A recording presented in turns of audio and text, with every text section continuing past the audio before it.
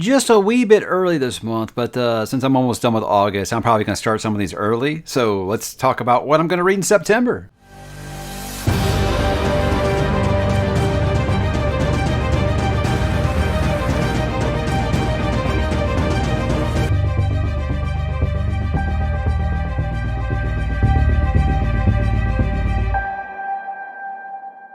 Hey, what's up, bookworms? Mike back with another TBR video, this one for September of 2023. Can you believe we're already about to be in September? It's just wild how fast it should. Anybody else feel like that? Or is it just me? I don't know. It just might just be. Anyways, guys, I do these usually the last week of each month, doing a little earlier this month because, like I said, I am finishing up my August stuff, and instead of just adding something new, I think I might just pull some of these forward because, like I always do, it's a little bit of a heavy reading month. So let's go ahead, guys, and talk about what I'm going to read in September. Now, I got to let you know up front, in case you just joined the channel, I will be reading the back covers of these books, so some might consider that kind of spoilery. I've kind of proofread them and made sure that I don't think like they're going to blow a series for you or anything like that, because a lot of these are some that are further down in a series, and I don't want you feeling like I've ruined your life or something. So I'll make sure that I get there out front. I will be putting the timestamp, so if you want to skip to the next one, you can do that. These are usually the order that I plan to read them in the month. Doesn't always work out that way, but again, if you guys are going to read along at home, I'm trying to let you know the order that I'm going to do them in. So let's kick it off, guys, with book number 1 for the month. It is going to be me continuing with The Expanse, and that is Persepolis Rising. Am I saying Persepolis right? Hope it's not pronounced a different way than I've always read it. This is book number 7 in The Expanse. Now, if you guys don't know, I thought that book 5 of The Expanse was amazing. 6 always just kind of gets dumped on by Expanse fans as their least favorite, and I can see why. There was lots of things in it where I didn't think it was a terrible book. I don't think there's been a bad book in the series yet, but I can see how it felt like a lot of the storylines they had been building up in the past couple of books were kind of just felt like they were trying to be done with them. And so I feel like that kind of left a bad taste in some people's mouth. But everyone tells me the last trilogy of this, like 7, 8, and 9, are supposed to be just amazing, just S-tier stuff. So I'm excited to get into it. But guys, Persepolis Rising, what is it about? Well, it is about in the Thousand Sun network of humanity's expansion, new colony worlds are struggling to find their way. Every new planet lives on the knife edge between collapse and wonder, and the crew of the aging gunship Rocinante have their hands full with more than just keeping the fragile peace. In the vast space between Earth and Jupiter, the inner planets and belt have formed a tentative and uncertain alliance, still haunted by a history of war and prejudice. On the lost colony world of Laconia, a hidden enemy has a new vision for all of humanity and the power to enforce it. New technologies clash with old as the history of human conflict returns to its ancient patterns of war and subjugation. But human nature is not the only enemy, and the forces being unleashed have their own price. A price that will change the shape of humanity and the Rocinante unexpectedly and forever. Guys, coming up to that final third of The Expanse, it's been a fun ride. I hate that it took me this long to get back to reading these because I did love the television series, but now I am going into territory unknown. The television series did not cover 7, 8, and 9, so I'm anxious to see what happens there, especially since Expanse fans always list this towards the top of their rankings where they rank these 9 books. So exciting times ahead, guys. I'm sad it's coming to a close, but I'm excited to know how it does all in, because I feel like I'm in bonus territory now since, like I said, the show did not cover this stuff. Next up, guys, going to try and finish up the Rain Wild Chronicles. This one is Blood of Dragons. I'm reading City of Dragons right now. It's kind of small, so I don't feel like it'll take me very long. It's better than the first 2. I don't feel like that was very, very hard. But with this, guys, the feeling that I have right now, I'm going to be glad to get out of the Rain Wilds and get back to the Six Duchies with Fitz and company, because this series has been as advertised. I mean, I don't feel like even hobnobbers have kind of said, Rainwild Chronicles, it's not going to work for everybody. And I see now what they mean. But I am trying to go into it with an open mind. Everybody's told me that 3 and 4 are much better than 1 and 2, and so far they are correct. 3 has been fine. It's been kind of like the Hob that I know and love. So with this one, I don't know. It feels like it's a wild card. It could be anything. We'll see how it does go. But Blood of Dragons, guys. Again, I'm going to try to be as spoiler-free as possible here. But again, this is nothing you can't read off the back dust jacket here. So the dragons and their dedicated band of keepers have at last found the lost city of legend. The magical creatures have learned to use their wings and are growing into their regal inheritance. But their humans, too, are changing, and they reflect the dragons that they serve. But while the humans have scoured the city, they cannot find the mythical items the dragons need to survive. With enemies encroaching, the keepers must risk immersing themselves in the dangerously addictive memories of long-deceased elderlings to uncover the clues necessary to their survival. Guys, book number 4, the final book in the Rainwild Chronicles. And I'm not trying to be really negative on it, guys. I feel like I've tried to stay as positive as I can on this, and I know that there are people that are viewers of the channel that are big-time Realm of the Elderlings fans, and I'm definitely not disrespecting that. I think it's a wonderful series, but Rainwild has been a struggle. And it's one of those kind of things where I feel like when you start reading Wheel of Time, everyone tells you, oh yes, it's a wonderful series, but 7 through 10, the slog, it's really rough. And then when you get there and you're critical of it, they're like, oh, what do you know? You know, so I feel like people are critical of it, but they're also very, very protective of it. And I understand that. But yeah, this is very much the slog version in Realm of the Elderlings. So I will be happy to be through it, and I can talk to Philip about it, and maybe I'll feel better about it, because I know that he can always find some things in there, basically teaching me that I completely missed. And we're going to be talking here this week sometime. Maybe we'll be talking about, I would imagine that the Rainwilds will come up in that conversation. Next up, guys, I have finished, I'm going to be finishing up this week probably, the Ark of Osiris series by Neil Shusterman. And so I said what I said was there was several young adult series that I'm interested in giving a try. And I also recently said there are several self-published books that I want to try. So I feel like I can knock out 2 birds with 1 stone. So I want to make sure that I can kind of have a lighter read, a young adult maybe read on each one of these months. So kind of, you know, whenever you're really struggling, maybe you get a little burned out on some epic adult fantasy, or maybe the sci-fi is a little too thick for you. You want something a little lighter, and that's why I'm going to be doing Ascendant by Michael R. Miller. Now, Michael sent me this book like a year ago, and I promise him, I swear I'll get to it. I swear I will. And what I always tell self-published authors is sending me stuff, if I can't get to it right now, man, just be patient with me. Just be patient with me. I would try to get to it when I can. But this one, a series that I've had highly recommended to me by several people who have read it. I know Tori was really, really high on the book. And she said it was something that I should read with my kid, but look, we're trying to get back into Percy Jackson. Ain't got time with this. So I'm going to do this on my own. I think obviously Aragon comparisons come up. Anytime you have any kind of Dragon Rider story now that is for younger audiences, it's always immediately people go to the inheritance cycle, right? I mean, I just think that that's just because that was what people kind of were growing up with that have booktube channels and stuff like that now. I've actually talked to Michael, and he says, no, it's not like Aragon. Outside of it having someone on a dragon, it's not like Aragon. And that's fine. But guys, what is Ascendant about? Now, Holt Cook was never meant to be a dragon rider. He has always served the Order Hall of the Crag dutifully, until he discovers a dark secret. Dragons do not tolerate weakness among their kin, killing the young they deem flawed. Moved by pity, Holt defies the order and rescues a doomed egg, vowing to protect the blind dragon within. But the scourge is rising, and undead hordes roam the land, spreading the blight and leaving destruction in their wake. The dragon riders are being slaughtered, and betrayal lurks in the shadows. Holt has one chance to survive. He must cultivate the mysterious power of his dragon's magical core, a unique energy that may tip the balance of the battles to come, and prove to the world that a servant is worthy after all. Guys, me, fantasy, dragons, I'm in. You don't really have to convince me very hard. If you got dragons in your book, I'm willing to give anything a try. But with this, I feel like the people that I've talked to that have given it a shot have really enjoyed it. And Michael's a delightful fellow. He's been very, very nice to me. And I want to pay it forward a little bit and read his book, because, you know, he sent me 3 of these beautiful hardcovers now. And I definitely want to give them a try, because I've heard really, really great things. And again, like I said, guys, I love dragon fantasy. It's not a hard sell for me.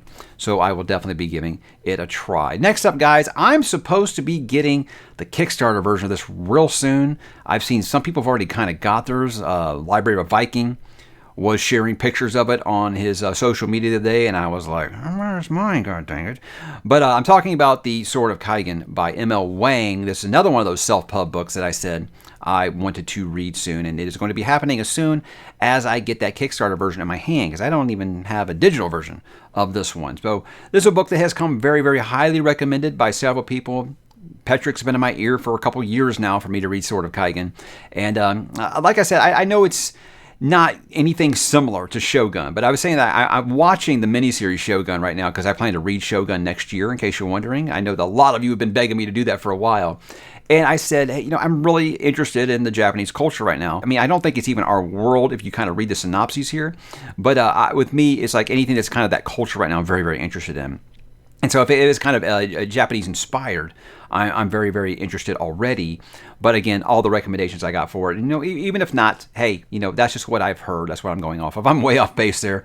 That's on me. I should have done my homework a little more, but I try not to spoil these things too much. So, Sword of Kaigen, the self-pub darling. What is this book about? Hi.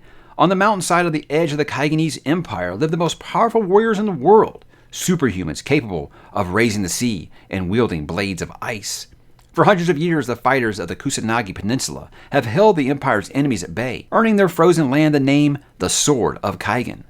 Born into the Kusanagi's legendary Masuda family, 14-year-old Mamori has always known his purpose, to master his family's fighting techniques and defend his homeland.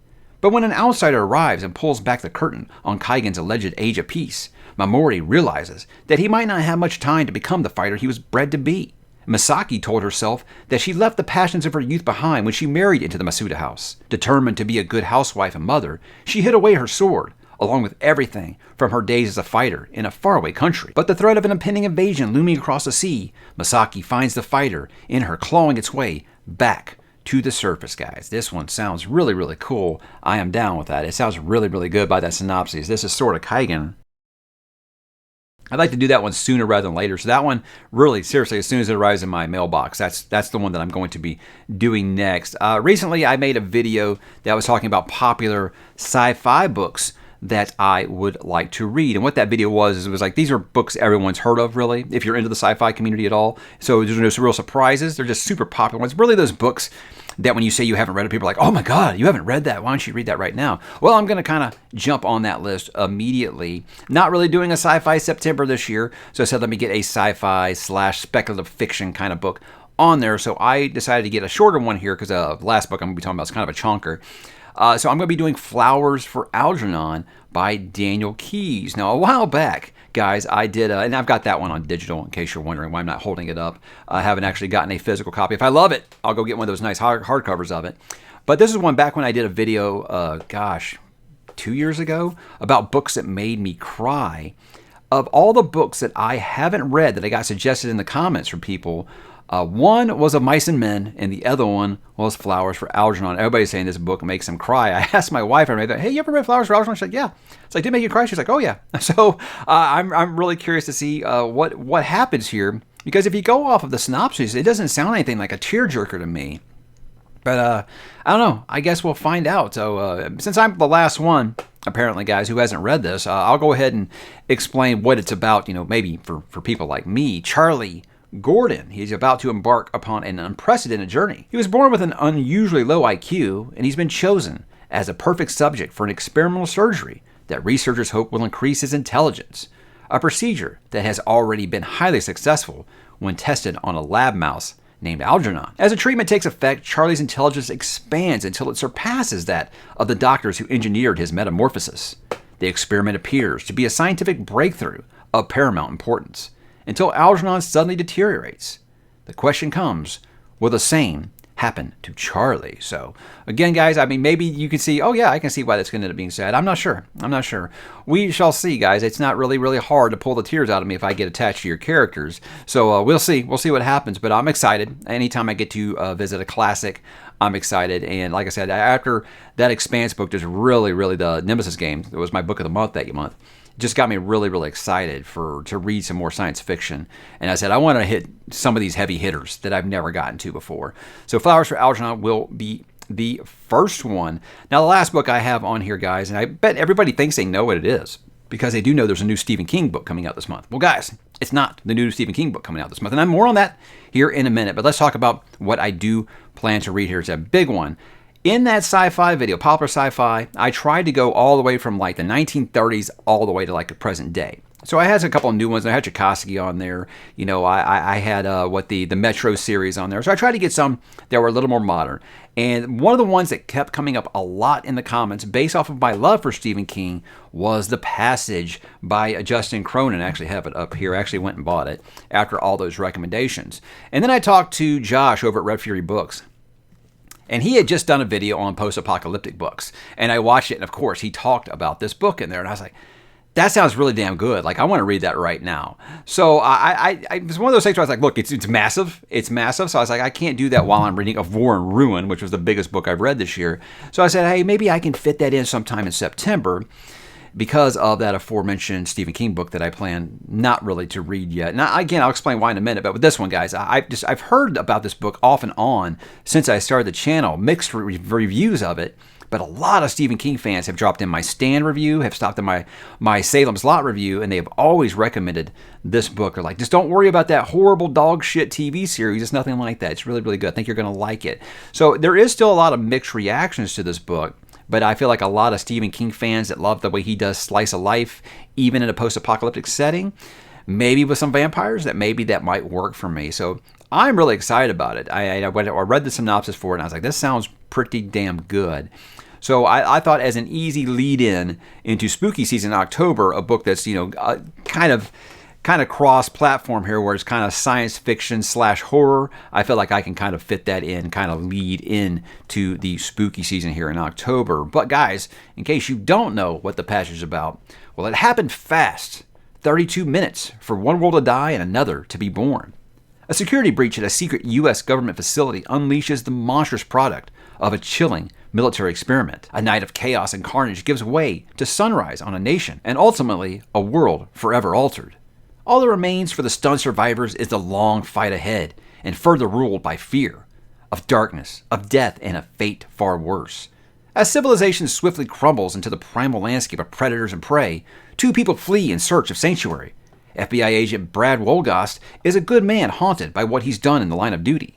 And 6-year-old orphan Amy Belafonte is a refugee from the doomed scientific project that has triggered apocalypse. Wolgast is determined to protect her from the horror set loose by her captors. But for Amy, escaping the bloody fallout is only the beginning of a much longer odyssey toward the time and place where she must finish what should never have begun. Sounds a lot like Salem's Lot meets The Stand, don't it, guys? And I feel like I got that comparison a lot. So you're taking two legendary Stephen King novels and you're saying it's a lot like that. Obviously, you've set the bar a little bit high.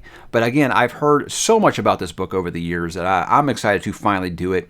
It's one of those that just never really got on my radar until recently. Now I'm just like, man, I'm anxious to do this. This sounds really, really cool. I know Justin Cronin just released a new book, and I feel like that just kind of has revived how much people really like this trilogy. So we'll find out when, I think if I've got time in September. I feel like what I'm going to talk about next is if I got time. But I do know that there are some long books here. Look, there's not a novella, but there's a YA book, Flowers for Algernon. It's not that long. So I said, okay, I can probably fit all these in, especially if I'm going to be starting a little early. But how about those books for if I have time? Let's talk about that Stephen King book, Holly. Now, I know it's really weird. People are probably like, what the fuck, Mike? You've got a Stephen King book on If Time? That's not like you. Here's my thing. I've had a lot of people ask me, like, why do you hate the Holly character? I don't hate Holly, like, at all. Like, I love the Bill Hodges trilogy. And I think Bill and Holly and Jerome were an amazing... I didn't put Pete in there. I thought that was an amazing group of characters. I really enjoyed them working together. Holly by herself, I just don't find her as interesting as Mr. King seems to find her. I mean, he's just at the point now where it's like, is this the character I want to lead the multiverse? No, not really. So I do like the Holly character. I just don't think that she's a lead. I think she's a great supporting character. So it might surprise me. This book might blow me away. I said what I've been telling some other people about it was if Jaime over at the horror show, Jaime and Fuego, if he's texting me saying, this is a really good King book, yeah, I'll pick it up immediately. I mean, that's kind of what it is at this point. It doesn't feel like a day one read to me because it's just not something that I don't want King doing crime novels anymore. It's just not his bread and butter. I know he watched Bosch and he got obsessed with making crime novels, and I get it. You want to write what you're into at the time. But I don't know. It's just not exactly what I'm looking for in my King content. But I mean, I will read it. It's just probably not going to be a day one read for me. like all the others have been since I started this channel. So I hope that doesn't disappoint anybody. That's just kind of where I'm at right now. But yeah, it will be on the radar. And I wouldn't be surprised to see me reading it before the end of the year. It doesn't top any of this other stuff that I want to read in September right now. So there we go. Other if time things, guys, like I'm going to continue working on Toll the Hounds. That's something that I said I'm just going to be kind of doing slowly when I feel like it, small bites. My goal right now is to finish that before December. So there we go, guys. I'm only about 188 pages in, I think, this morning is when I looked at it. So that'll be going slowly but surely, but I feel like I should mention it because they're always going to be people doing like, hey, when are you continuing Malazan? I'm continuing it right now. I'm just continuing it at my own pace. And me and my kid are going to be getting back into Percy Jackson. Guys, over the summer, we don't really give him a bedtime. Yeah, we're those parents. So if there's not a bedtime, I'm not going to force him that, hey, it's time to go read. So when school starts back, he will be enforcing a bedtime, obviously. And he said, hey, can we get back into Percy Jackson? I was like, of course. Of course we can get back into Percy Jackson. So we're about halfway through The Lost Hero. That's where we paused. So we'll be picking that back up and continuing with that. And he's very excited about it because he started talking about, hey, I remember this happened, you know, and he's excited that it's doing Jason and the Argonauts. And I'm excited too because that's really, really cool. I had a lot of fun reading the Percy Jackson books. I didn't expect to. Like I said, I expected to be face palming the whole time I was reading with him, but I had a lot of fun with them. You know, if you just kind of take them for what they are, they're middle grade books and just have fun with it. Yeah, I've read a lot worse middle grade stuff, especially when I was in middle grade. But guys, that is the month of September. What do you guys think? Do you hate some of these picks? Do you love something? Are you going to read some of them with me? What are you going to read? That's always what I want to know. So drop in the comments, guys. Let me know what you plan to read in September and if you're going to read along with me on any of these, and I will talk to you there.